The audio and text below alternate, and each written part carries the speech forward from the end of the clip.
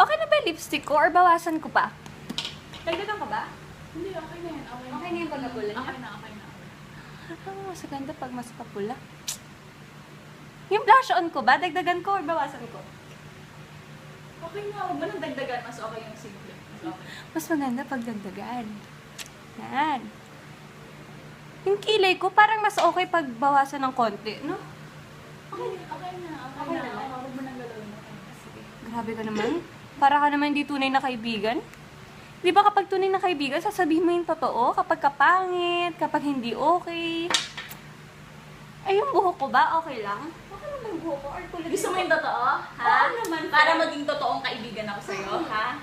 Yung labi mo, sobrang magana, kakalagay mo ng red lipstick, ha? At yung blush on mo, hindi ka mapalagay. Di ba sabi ko, huwag mo nang dagdagan? Dagdag ka pa rin ng dagdag. At tignan mo, yung kilay mo, sobrang kapal, ha?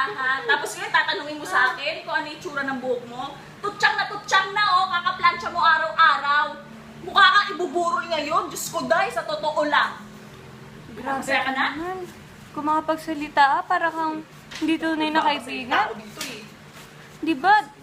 Dapat pag tunay na kaibigan, konti lang yung sasabihin na salita na masasakit. Di ba? Tingnan mo sino kalulugar sa'yo, ha?